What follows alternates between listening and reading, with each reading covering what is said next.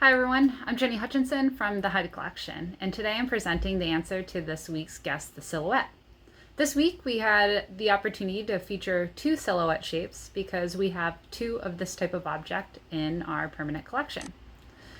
And using our virtual tour app, you're able to search through our different rooms and hopefully we're able to locate these items.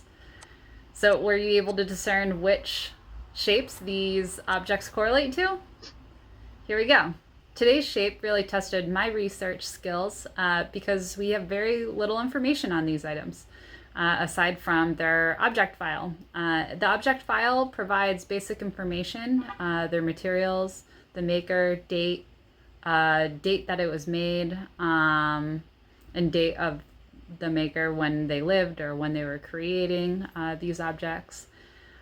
They are kind of similar to the first objects that I featured in Guess the Silhouette, our pinecone vase and pinecone statue, because they're decorative. And again, they're kind of some of the more unassuming parts of the room. They don't call for our attention, especially when they're competing against some of those iconic artworks that are also in the rooms of the Hyde collection.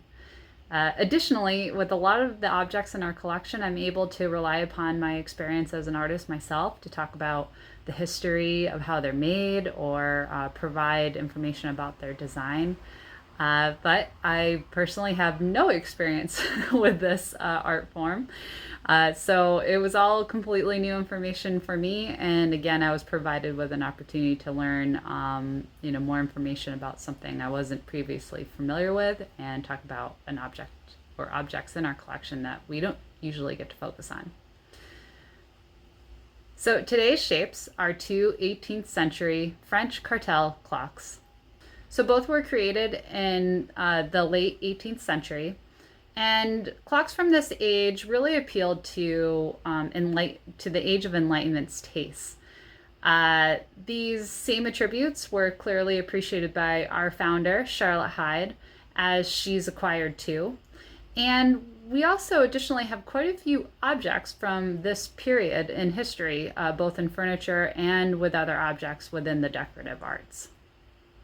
In the time of their making, these clocks were created to include in affluent households. They were still a utilitarian object, so they provided you with the time. But they would also be integral to including into the design of a room.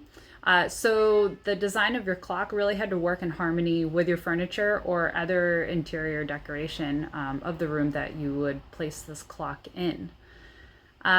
In my research, I came across an article that explained clocks were in vogue so much during this time because innovations in technology and the appreciation of science during the Enlightenment era kind of perfectly worked with anyone's interest to have a clock beyond a utilitarian means.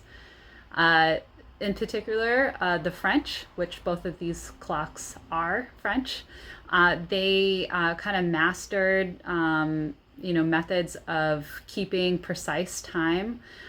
So in the preceding 17th century, this is something that we saw a lot of innovations in terms of the mechanics of clockmaking, and time became much more precise. These innovations in technology also have had an effect on the structure of a clock. So they became more free in their design. Due to how clockmakers could structure the mechanics of a clock, they no longer had to rely upon a clock setting on a floor. So it moves it out of furniture design, where you would have like a large grandfather clock or something made out of wood, anything that really sets on the floor. And it could now be designed in these other materials where they could be set on a wall, such as these two objects, or a mantle. In consequence, clocks could become much more sculptural, and this allowed clocks to be created in more materials. So that's where we start to see a lot of this gilt bronze, such as these two clocks, or clocks made in porcelain. So they became much more freeform in their composition. Despite all these technological improvements and interest, owning a clock during the 18th century was still considered a luxury, and it couldn't just be afforded by anyone. The technique of gilt bronze, as we see here, is called Ormolu and had developed in the preceding 17th century in France. Ormolu is a finish that is used on bronze to imitate gold, and the word is derivative of two French words, or, which means gold, and moulu, which signifies ground. Because gold was so expensive and hard to use in thin coats, the process of Ormolu provided a means of creating a luxury-looking item, but at a reduced cost. This was also a process that would not implicate the intricately carved structure or molded structure below this gold applique, basically, because it could be fired at a much lower temperature, so you didn't have to worry about anything like melting or coming apart.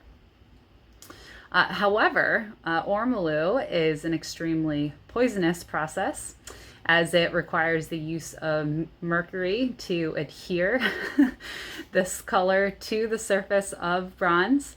And when that happens, it produces a very toxic fume in the firing process. And unfortunately, that resulted in many deaths of many clockmakers. So for this reason, Ormolu was eventually banned in the 19th century and converted to a more mechanized process.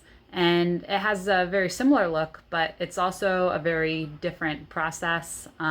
So traditional Ormolu is really through this mercury poisonous gilded process. So that signifies Ormolu very completely. Both of these clocks were created during the reign of Louis XV and have very distinct characteristics of his style. During his reign, he's known to have kind of three periods of design that are created by furniture makers and decorative artists to meet his tastes. These clocks were created during the third period or late period and bear very kind of significant characteristics and style that match this period. However, when we juxtapose these clocks together, I personally find one clock to be more slightly similar to the second period during Louis XV's kind of era of design. And then there's a second and then our other one has more characteristics similar to the late period in which it was created. So let me now kind of break down what that means. So in the second period, you see a departure from his predecessor, Louis XIV, and we start to see forms that become more rocaille in their style. So they become much more lavish and even more ornament, and they tend to have more of an asymmetrical design to them. So meaning there's like an S curve. So what might be on one side doesn't necessarily match the other side, but there's still a great deal of harmony and symmetry. Whereas in the late period, we start to see things become symmetrical and much more structured. And then you also start to see some of these geometric or architectural elements start to come into play. Now let's take a closer look at these two clocks.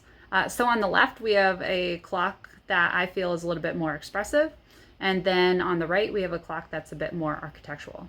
The clock on the left was created by clockmaker Pierre-Philippe Barras, who is known to be an active clockmaker between the years of 1742 and 1779. This clock, we believe, was created around 1765. The clock on the right was created by Nicolas Antoine Le Nepveux around 1770, and he's believed to have lived from 1735 to about 1796. At the beginning, I mentioned we don't really have a lot more specific information on these clockmakers in our archives. Additionally, I wasn't able to track down more specific information, at least through the world of Google. So my best educated guess here is because clockmaking was so in vogue, there were many clockmakers. So unless you were a developer of a signature innovation or a favorite maker of the king or other influential member of the hierarchy or social hierarchy, less records would have been kept about you and kind of your more personal life and styles that you developed. the way that we're even able to know who these clockmakers are or were is by their signature or stamp that they leave kind of on the backs of these clocks, and that can be in different locations. So that's how we're able to attribute clocks to their makers, and then also to the dates in which they were created, and is through these markings.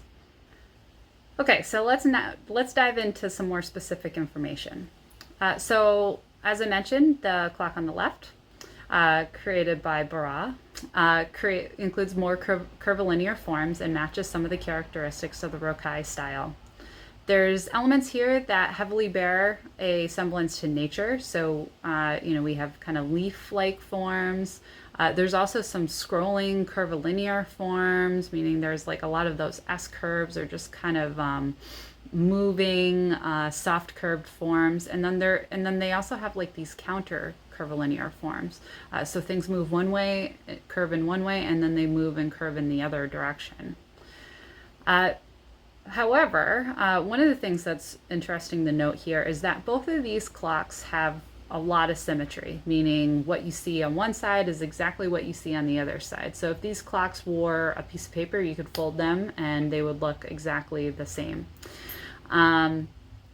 So the marker of the Rokai style is that it has that asymmetry, so things don't match.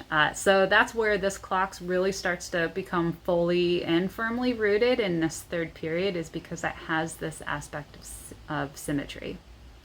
Symmetry, in particular, is a characteristic of the preceding king, Louis XIV, and it's a style that is reintroduced during Louis XV's late period of design. At first, he's a very young king, so you start to see some of Louis XIV's design characteristics carry over into decorative arts and furniture making. During the second period of design, during Louis XV's life, it becomes more rocaille, and then during the third period, it starts to kind of curve back away from more of the rocaille and more into this kind of forms of symmetry, honoring Greek and Roman antiquity. And we start to see more architectural forms. And that's when we really start to see this shift into the neoclassic era, which follows this style of design. With that point in mind, now let's kind of shift over and look more closely at our clock on the right hand side. This is where we very much see those geometric and architectural forms. There's still a lot of those curvilinear forms, however, definitely some semblance of nature. There's that garland that kind of moves around the clock. And all of these things are a nod to kind of Roman and Grecian columns and architecture. We also find at the very top this very garden-like vessel, and that I think really relates to some of the romance that you would find in the Rocaille period. Our clock on the left also features some very neoclassic characteristics too. So this is definitely a conversation of some of those Rocaille characteristics and those neoclassic characteristics. And most notably with this clock, you see that in the form of the musical trophy at the bottom with the bagpipes and the horns. These trophies were popular motifs that you would find in Louis XV's predecessor, Louis XIV style. And it had been long abandoned with the opulence and romance of the Rocaille period, but elements of that time period and of that design style begin to reform and influence designs of Louis XV's late period. As I mentioned, these design choices in particular are a nod to Greek and Roman antiquity. So while we may not have a lot of information about our two makers and in particular about these two objects and their history, they are a really great example of these very discernible narratives of French furnishings and the decorative arts from this period. And you can have a really great conversation about kind of the characteristics of design during that age, and in particular to each King Louis. Like each King Louis had their own methods of designs that their court would create for them, or those creators that they surrounded themselves with.